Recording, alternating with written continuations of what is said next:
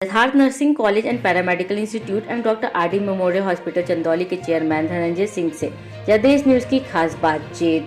चंदौली जिले में अस्पताल खोलने को लेकर उन्होंने कहा कि यहाँ पे जिला अस्पताल तो था, लेकिन वहाँ पर मूलभूत सुविधाएं उपलब्ध नहीं थी, इसलिए हमने आर.डी. मेमोरियल हॉस्पिटल की स्थापना करके चिकित्सा सेवा दे रहे हैं। हमने इस अस्पताल की शुरुआत सन 2000 में 20 बेड से किया था, बाद में यह दायरा 100 बेड का हो गया था। 2008 में राष्ट्रीय स्वास्थ्य बीमा योजना की शुरुआत हुई, जिससे लोगों को बहुत फायदा हुआ। हमारे हॉस्पिटल में सरकारी योजनाओं से संबंधित सभी स्वास्थ्य सुविधाएं उपलब्ध है।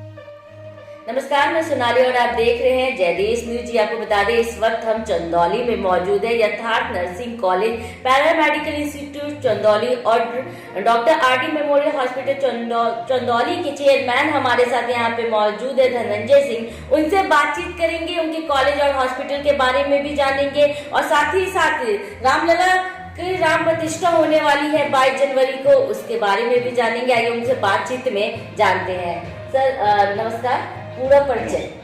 मैं डॉक्टर धनंजय सिंह, मैं doctor R D. Memorial hospital police line के बगल में चंदौली है और यथार्थ nursing college and paramedical institute Jhansi Chandauli में है। इन दोनों का मैं प्रबंध निदेशक हूँ जी सर, सबसे पहले हॉस्पिटल भी है, कॉलेज भी, दोनों चल रहा है, आप चला रहे हैं। साथ ही पहले हॉस्पिटल के बारे में जानना चाहेंगे, क्या कुछ फैसिलिटी और क्या उद्देश्य से आपने यह हॉस्पिटल खोला? मैं चूँकि चंदौली जनपद का सृजन 1997 ईस्वी में हुआ जी। सृजन होने के बाद चंदौली में व्यवस्थाएं नगण्य रहीं, खास तौर से स्वास्थ्य और शिक्षा, चिकित्सा शिक्षा के लेकर। तो मैंने देखा कि जनपद में जो जिला अस्पताल था वहाँ भी कोई व्यवस्था नहीं रही। एक्सीडेंट वगैरह होते थे, रोड के एक्सीडेंट होते थे, पूरा बिहार से लेकर चंदौली, उस समय हाईवे भी नहीं था, कभी कभी जाम लग जाता था, 2-2 दिन जाम लगा रहता था। एक्सीडेंट होने के बाद जो है बहुत ही दर्दनाक लोगों की मृत्यु हो जाती थी, बड़ा कष्ट होता था। तो मैं बनारस में अपना हॉस्पिटल चलाता था, लेकिन जनपद सृजन होने के बाद ये सब कष्ट को देखते हुए मैंने सन 2000 में चंदौली में, उस समय डीएम ऑफिस के बगल में ही डॉक्टर आर.डी. मेमोरियल हॉस्पिटल के नाम से अस्पताल का शुरुआत किया। और फिर शुरुआत तो मात्र जो है 20 बेड से किया, लेकिन सन 2004 में मृत्युंजय नारायण जी यहाँ जिलाधिकारी हुआ करते थे, उनके उद्घाटन से हम 100 बेड का अस्पताल उद्घाटन कराए। और उसके बाद से सारी व्यवस्थाएं, खास तौर से ट्रॉमा, जिसमें परमानेंट हमारे यहाँ हड्डी के डॉक्टर परमानेंट, बहुत अच्छे डॉक्टर राकेश सिंह जी थे, वो परमानेंट अपनी सेवा देते थे 24 आवर। और वैसे वैसे ऑपरेशन किया उन्होंने, जो कि ऑपरेशन बनारस में लाखों में होते थे, यहाँ जो है बहुत कम पैसे में होते थे, मरीजों को बहुत सुविधाएं मिलने लगी। फिर उसके बाद 2008 में राष्ट्रीय स्वास्थ्य बीमा योजना शुरू हुआ, उससे भी लोगों को बहुत फायदे मिले। फिर उसके बाद जो है आयुष्मान योजना जो भाजपा सरकार ने शुरू की 5 लाख रुपए की, अभी आपने एक बुकलेट छपा हुआ, उसमें हम आपको दिखाएंगे। उसमें अपने चंदौली जनपद से अपने हॉस्पिटल के बारे में मरीज ने दिया है। पूरे उत्तर प्रदेश में हमारा चंदौली जनपद में प्रथम स्थान रहा आयुष्मान में हमेशा से जो है। तो हम लोगों ने चिकित्सा क्षेत्र में बहुत ही शुरुआत से लक्ष्य ये रहा कि गरीबों की सेवा हो, और कभी भी हम ये अपना भाव हमेशा ये रखे कि गरीब मुझे आंसू और आह देकर न जाए, और चाहे उसके पास पैसा रहे चाहे न रहे, इलाज से वंचित न रहे।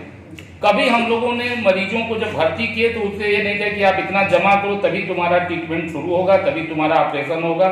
ये सब हम काम हम आप कभी शुरुआत से किए ना, आज भी जो है हम नहीं करते हैं। न अपने जितने भी डॉक्टर से मैं उनको पूरा मैं उसको निर्देशित किया हूँ कि किसी भी मरीज को आप पैसे के अभाव में इलाज से वंचित नहीं करेंगे। और फिर नर्सिंग के शिक्षा की बातें मैंने देखा कि यहाँ की बहुत सी ऐसी लड़कियां थी जिन शादीशुदा भी हो गई थी, उनको नर्सिंग कोर्स करने की लगन रहा, लेकिन पैसे के अभाव में दूर जाकर जो है हॉस्टल में रहकर परिवार को छोड़कर पढ़ना उनके लिए मुमकिन नहीं था। तो मैंने सन 2012 में यथार्थ नर्सिंग कॉलेज का चंदौली में शुरुआत किया। एएनएम जीएनएम शुरुआत हुआ, खूब बढ़िया से जो है शुरुआत हुआ, खूब लोकल लड़कियां और लड़के पढ़े यहाँ से। आज मेरे कॉलेज से पढ़े हुए एक भी छात्र और छात्रा नहीं है जो कि आज जो है घर बैठे हों बिना नौकरी के हों। लगभग सभी लोग नौकरी कर रहे हैं। और आज जो हमारी सरकार है, जो भाजपा सरकार है, माननीय योगी आदित्यनाथ जी ने, मुख्यमंत्री जी ने 2 वर्ष पूर्व जो है मिशन निरामया की शुरुआत किया। और मिशन निरामया की शुरुआत होने के बाद नर्सिंग कॉलेजों की लगातार जो है विकास और गुणवत्तापूर्ण शिक्षा आज के उत्तर प्रदेश से मिल रही है। और हमारे जो बच्चे हैं पढ़ के देश और विदेश में भी जा रहे हैं।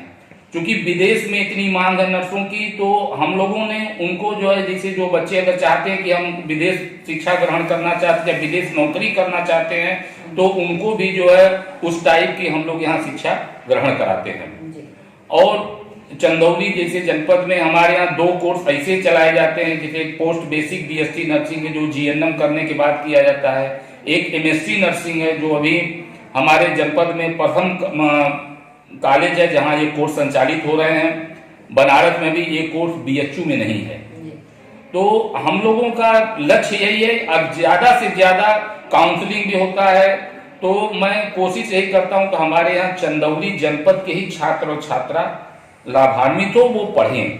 कि मुझे पूरा ये रहता है कि मेरा शुरू से ये लगन रहा है, लोग सोच रहा है कि मैं चंदौली को चिकित्सा क्षेत्र में, चिकित्सा शिक्षा के क्षेत्र में खूब आगे ले जाएं। बच्चियों के अंदर ये भाव, अभी हमने जो है पूरे चंदौली जनपद के जितने इंटर कॉलेज हैं, गवर्नमेंट के, प्राइवेट के, सारे इंटर कॉलेजों में मैंने कैरियर काउंसलिंग कराया। 11 और 12 के छात्र और छात्राओं को नर्सिंग के बारे में मैं बताया। अपनी टीम एक यहाँ नियुक्त किया, 5 लोगों की एक टीम नियुक्त हुई। वो पूरा उन्होंने लोगों ने जा करके सभी कॉलेजों में बच्चों को प्रेरित। और ये एक ऐसा कोर्स है जिसमें करने के बाद तुरंत आपको नौकरी मिलनी है, एक दिन भी आपको घर नहीं बैठना है।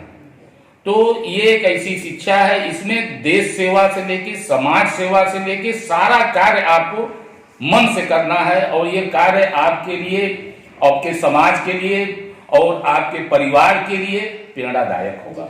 आपने जो सर एक अच्छी पहल की है जहाँ पे स्वास्थ्य और शिक्षा को लेकर सरकार हमेशा काम कर रही है। आपने पहले चंदौली जैसी जगह पर दोनों हॉस्पिटल हुआ और शिक्षा के लिए कॉलेज, आप दोनों ही यहाँ पे उनकी शुरुआत कर चुके हैं। तो कितनी सर ये प्रेरणा कहाँ से मिली आपको, यह भी जानना चाहेंगे। और सरकार की तरफ से, सरकार की भी कई सारी ऐसी योजनाएं हैं जिनका लाभ आपके कॉलेज हॉस्पिटल में मिलता है या नहीं, ये भी हमारे दर्शकों को बताइए।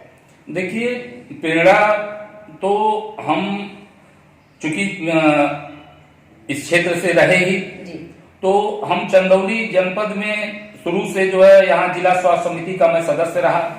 तो जितनी चिकित्सा गवर्नमेंट से लेकर प्राइवेट जितनी योजनाएं सरकार द्वारा आती थी, सारी योजनाओं को हम लोगों ने क्रियान्वयन होते हुए देखा। और जहां भी उसमें कमियां पाई जाती हैं, हम लोग पर हर महीने माननीय जिलाधिकारी महोदय और मुख्य चिकित्सा अधिकारी महोदय के नेतृत्व में एक मीटिंग होती है। अभी कल ही मीटिंग रही जो है, तो उस मीटिंग में हम लोग सहभागिता करके जहां कमियां हैं उसको सुधारने का काम करते हैं और उसका लाभ मिलता है।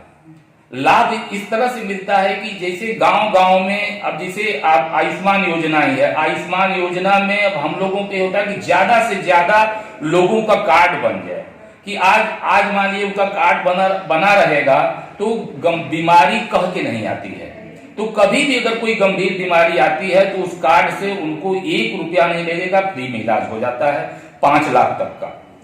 तो ये सब प्रेरणा एक प्रकार से हमें मिलने का काम, चूंकि शुरू से ही हम जो है महाराज जी के शिष्य रहे, बहुत आज 30 वर्ष से महाराज जी के शिष्य रहे।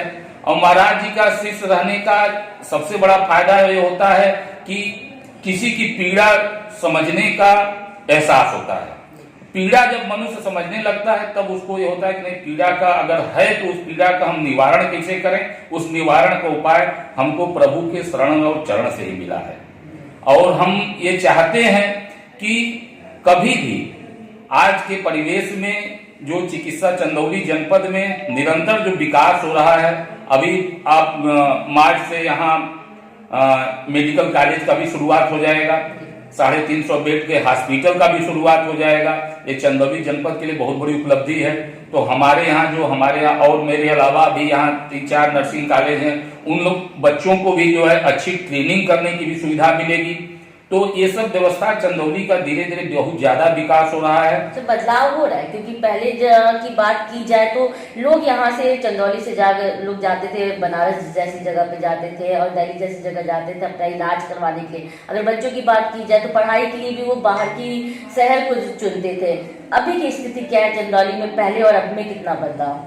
नहीं, बदलाव तो बहुत। अब हमारे यहाँ बनारस का अभी आप बच्चों से मीटिंग कराएं, हमारे यहाँ लगभग बनारस के बच्चे कम से कम तो 50 बच्चे बनारस के पढ़ते हैं। बनारस के 50, तो उनको शिक्षा चाहिए। देखिए, अगर उनको अच्छी शिक्षा मिल रही है चंदौली में, तो चंदौली बनारस से दूरी नहीं है। और अगर चिकित्सा की सुविधा अगर चंदौली में भी धीरे धीरे अच्छे अस्पताल शुरुआत हो रहे हैं और अच्छे अस्पताल खुल चुके हैं, अच्छे डॉक्टर अपनी सेवाएं दे रहे हैं, तो ये सुविधाएं मिल रही हैं। आप जिला अस्पताल भी चले जाएंगे तो वहां भी सुविधाएं दी जा रही हैं और बढ़िया सुविधाएं दी जा रही हैं। यहाँ के सीएमओ साहब भी पूरा मेहनत कर रहे हैं। अब पीएससी सीएससी जहां भी है सारी सुविधाएं दी जा रही हैं। जैसे कि अब बात तो होगी आपके कॉलेज और हॉस्पिटल की, जिस तरह से आपने बताया भी कि किस तरह से आप उसमें कितनी सारी सुविधाएं फैसिलिटी यहाँ के जो बच्चे हैं और जहाँ जिनको स्वास्थ्य जरूरत की चीज़ें भी इसमें उपलब्ध आप करवा रहे हैं। साथ ही अगर बात की जाए तो 22 जनवरी को अगर अयोध्या की बात की जाए तो वहाँ पर रामलला की प्राण प्रतिष्ठा होने वाली है, उस पर आपकी राय जानना चाहेंगे और कितना उत्सव हम लोगों के लिए बहुत ही उत्साह का समय है कि 22 जनवरी को हम लोगों के आराध्य भगवान श्री राम को जो है वहाँ भगवान श्री राम को जो है स्थापित हो रहे हैं। वहाँ ये पूरे विश्व के लिए बहुत बड़ी उपलब्धि है। हम खासकर हम लोगों के लिए, जो हम लोगों के आराध्य को जितने दिनों तक जो है जो सुविधाएं व्यवस्थाएं नहीं मिले थे, ये व्यवस्था मिलने जा रही है। हम लोगों के लिए बहुत हर्ष का विषय है, बहुत खुशी का विषय है और हम लोग चाहेंगे कि ऐसा हमेशा हम लोगों को बना रहे। ये सब खुशियां अभी रामलला का होगा, फिर काशी विश्वनाथ का भी हो जाए, फिर भगवान श्री कृष्ण का भी हो जाए। ये सब हम लोगों के लिए बहुत ही खुशी का विषय रहेगा। चंदौली वासियों को और देशवासियों को क्या कुछ संदेश देना चाहेंगे अपनी तरफ से? हम अपने चंदौली वासियों और पूरे प्रदेशवासी और देशवासियों को ये संदेश देना चाहते हैं कि 22 जनवरी को हर्षोल्लास के साथ पूरा दीपोत्सव करके बढ़िया से जो है भगवान श्री राम के चरणों में नमन करते हुए वो अपने आराध्य को, अपने इष्ट को प्रणाम करते हुए हम उनकी सेवा में समर्पित रहें और अपने अंदर उनके मर्यादा पुरुषोत्तम राम के आदर्श को बनाए रखने की प्रेरणा देते हैं।